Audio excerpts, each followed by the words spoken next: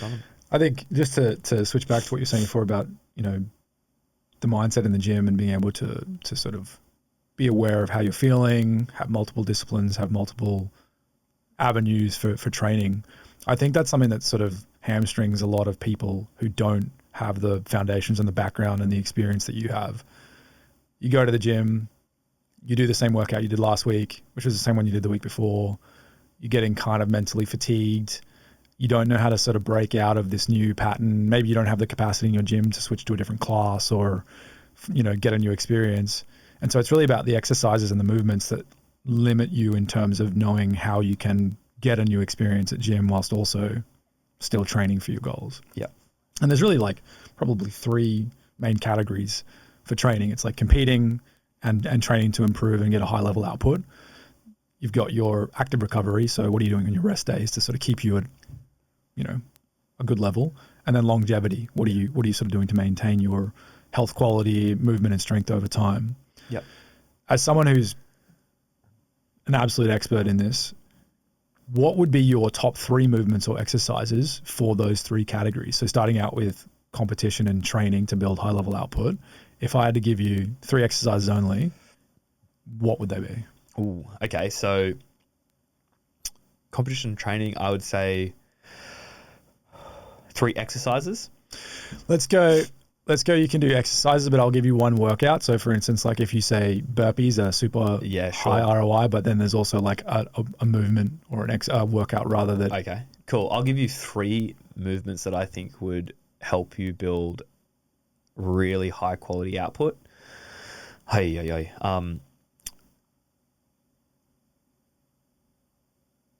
Swimming. Interesting. Yeah. That's unexpected. Swimming for sure. I would give, I love running. I love running more than I like swimming, but swimming, if I wanted to build some serious capacity, that would be a great option to give you a bit of everything. Then I'm trying to think of a weightlifting movement. That would be the number one. I would say you'd have to get, if you did this, you'd be good at most other weightlifting movements, is a thruster. You should thruster. That'll help with a bit of everything. And then the other thing that I would suggest is sprinting. Sprinting. So sprinting, moderate distance swimming, and doing thrusters. Those 3 things combined, if you just did those, you would be better than average at most. Thrusters absolutely destroy you. Yeah. So I would say them. Yeah, I'd say a thruster just because leg strength, core stability, overhead pressing strength. You need all of those things. Whereas you just give you a deadlift, you'll get a strong posterior chain and not much else. You give you a squat, your lower body will be strong, but your upper body will be weak. I've seen heaps of people with good, strong legs, but average pressing. But if you wanted to be as close to Batman as possible, you need a thruster.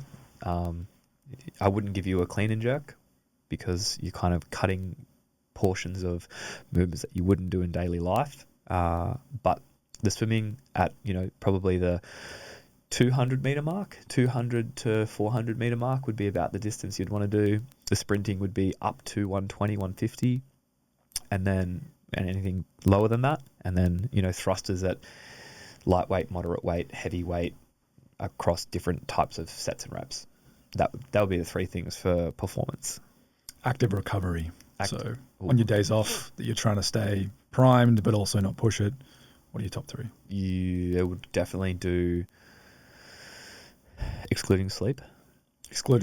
Okay. Active recovery days. We're just assuming here that everyone has perfect sleep. They get their 7 to 8 hours. Sensible humans out there who are not.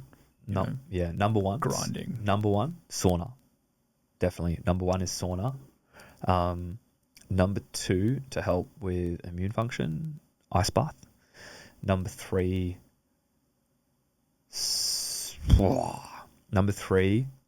I'm going to combine 2 together, but one would be breath work, but the other one would be, for me, going and doing something. For me, it's surfing. I'd love just to get out in the water and go for a surf and do some breath work whilst I'm surfing.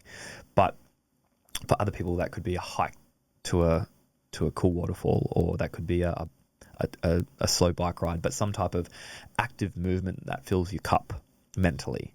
It's like sitting out in the water and going for a wave makes me mentally feel good. Some people it's yoga, some people it's this or that. But if you wanted to put in some absolute bangers, sauna number 1, ice bath number 2, and I would interchange a surf for like a float session in a float tank. I love a float tank. I love being enclosed and escaping the phone. So something like that would also be very, very good.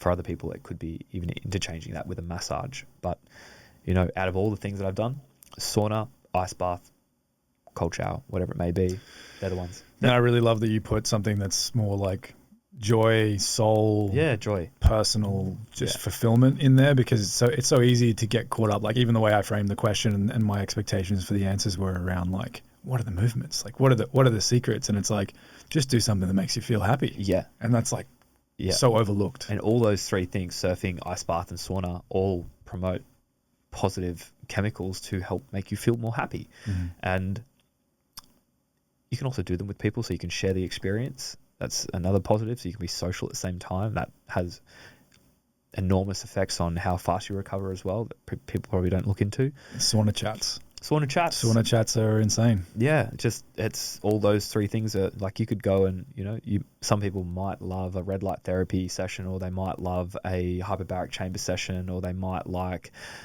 a cupping session or dry needling, or, whatever it may be, or Tai Chi or whatever it is. But those 3 things, fill your cup with one thing and then the other 2, hot and cold for sure. And then, but that's also taking into consideration that you're super hydrated and you're getting beautiful sleep. Everyone gets perfect sleep, right? Yeah, everybody. For sure. I want to come back to the cold plunge in a moment, but the third one was longevity. Well, pretty much the same stuff, to be honest. You took exercises for longevity? Yeah, let's narrow that one down to exercises, because to sort of cover, a broader spectrum, let's say you're listening to this and you're not competing, you're not working towards any, competition or high level goals, and you're just trying to stay healthy, stay mobile. Okay, cool. It's interesting. The reason why I started my supplement brand, Fiber, was because the things that I believed were going to help people perform at a high level on the competition floor were the same things that were going to allow people to live a long time, happily and healthily. So they were exercise, lifting weights, sleeping well, doing everything at a good capacity that was going to help longevity at the same time. So I was like, if you want to be a high performer, you need to make sure your mitochondria is healthy, you need to make sure your gut is healthy, you need to make sure your immune system is healthy, you're drinking quality water, and all these things go down the pathway of longevity too. So my answer for the longevity aspect, well,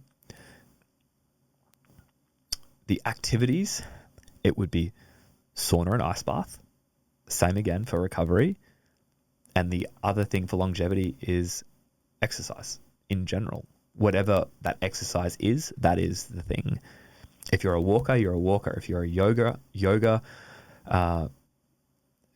partaker, you do yoga. If you are a meditator, you do that. But I think you need to get your heart rate up. I should say heart rate up, lifting weights. Those exercise, hot and cold, and you have good sleep, like you are leagues far advanced everybody else.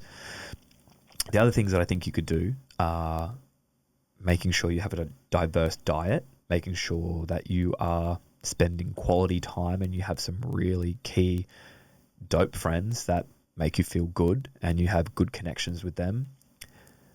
If you do all those things and you're getting sunlight on a regular basis, you're doing all those things, you'll live a long time. You're not drinking alcohol, you're not smoking cigarettes, you don't have any substance abuse, all that type of stuff. But if your sleep is on point, you're exercising in a way that makes you feel good and happy, you're doing hot and colds as a bonus. I think the hot and colds help a lot.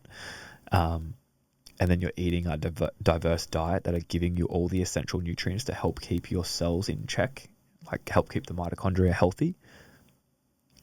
You're going to do great. The only time that you have the outliers is when you have a genetic defect or something like that. But if you're doing those things, I think even to the degree that, how they say you can't out-train a bad diet and you can't out-train poor sleep, I feel like the exercise is highly underrated in terms of what they can do to help combat poor sleep, poor diet, all those types of things. I think it's underrated. It's kind of hard to out-eat or out-sleep no exercise. I do agree. Like, that's the way I feel about it. I've always felt about it like that. And I think that we put a big emphasis on doing, the nutrition and the sleep and all that stuff. And I think that's great. You must do that. But the exercise itself I think that keeps you young, keeps you strong. It keeps you autonomous. And I think it goes a long way to keeping you living a long time, and not just like lifespan, but health span. Like, how good are we in the last 2 or 3 years of our life? Are we bedridden and not able to move, or are we still tending to the gardens the day that we pass away? That's kind of how I would like to be,